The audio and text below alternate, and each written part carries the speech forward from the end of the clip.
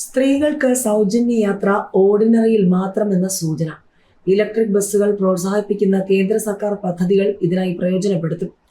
UDF പ്രഖ്യാപിച്ച KSRTCയിൽ സ്ത്രീകൾക്കുള്ള സൗജന്യ യാത്ര ഓർഡിനറി ബസ്സുകളിൽ മാത്രമാകും ലഭ്യമാകുക എന്ന റിപ്പോർട്ട്. എന്നാൽ വരുമാന പരിധിയില്ലാതെ എല്ലാ സ്ത്രീകൾക്കും സൗജന്യ യാത്ര അനുവദിക്കും. സംസ്ഥാനത്താകെ 4700ഓളം KSRTC ബസ്സുകളാണുള്ളത്. ഇതിൽ 3000ഓളം ഓർഡിനറിയാണ്. ഇവയിൽ 300 സിറ്റി ഫാസ്റ്റുകൾ ഒഴികെയുള്ള ബസ്സുകളിലാകും സൗജന്യ യാത്ര. 1400 സൂപ്പർ ക്ലാസുകളും 300 ഫാസ്റ്റുകളുമുണ്ട്. നിലവിൽ ഒരു ഓർഡിനറി ബസ്സിൽ ദിവസം 700 മുതൽ 1000 പേരാണ് യാത്ര ചെയ്യുന്നത്.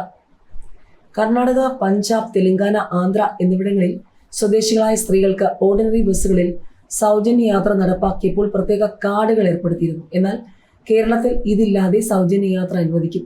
തമിഴ്നാട്ടിലും ഇതേ മാതൃകയാണ്. പ്രവർത്തന ചെലവ് കൂടിയ ഡീസൽ ബസ്സുകൾ ഉപയോഗിച്ച് സൗജന്യ യാത്ര അനുവദിക്കുന്നത് പ്രായോഗികമല്ല. ഇലക്ട്രിക് ബസ്സുകൾ പ്രോത്സാഹിപ്പിക്കുന്നതിന് കേന്ദ്ര സർക്കാർ പദ്ധതികളുണ്ട്. രണ്ടാം പിണറായി സർക്കാർ ഇത് പ്രയോജനപ്പെടുത്തിയിരുന്നില്ല. കേന്ദ്രത്തിന്റെ ഈ സഹായം ഉപയോഗിച്ചായിരിക്കും സൗജന്യ യാത്ര അനുവദിക്കുക. സ്ത്രീകൾക്ക് സൗജന്യ യാത്ര അനുവദിക്കുമ്പോൾ കുടുംബാംഗങ്ങളായ പുരുഷന്മാരും യാത്ര ചെയ്യുമെന്നും ഇത് അധിക വരുമാനം ഉണ്ടാക്കുമെന്നാണ് KSRTCയുടെ പുതിയ സിദ്ധാന്തം. സൗജന്യ യാത്രയ്ക്ക് ഓർഡിനറി ബസ്സുകളിൽ മാസം വേണ്ടത് 54 കോടി രൂപ. KSRTCയിൽ സ്ത്രീകൾക്കുള്ള സൗജന്യ യാത്ര ഓർഡിനറി ബസ്സുകളിൽ മാത്രമാക്കിയേക്കും.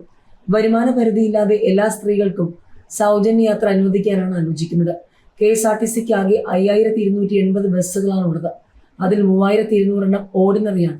സർവീസ് നയിക്കുന്ന 4700 ബസ്സുകളിൽ 2700 താഴെയാണ് ഓർഡിനറി ബസ്സുകൾ. സിറ്റി ഫാസ്റ്റ് എന്ന പേരിൽ ഓടുന്ന ബസ്സുകളിൽ സൗജന്യം നൽകുന്ന കാര്യത്തിൽ തീരുമാനമായിട്ടില്ല. ഓർഡിനറി ബസ്സുകളിൽ 50%-ലേറെയും സ്ത്രീ യാത്രക്കാരാണ്. സൗജന്യം നടപ്പിലാക്കുമ്പോൾ സ്ത്രീ യാത്രക്കാർ 60% ആകുമെന്നാണ് KSRTC മാനേജ്മെന്റ് കണക്കാക്കുന്നത്. പ്രതിദിനം 2 കോടിയോളം രൂപയും മാസം 54 കോടിയും വരുമാന നഷ്ടമുണ്ടാകും.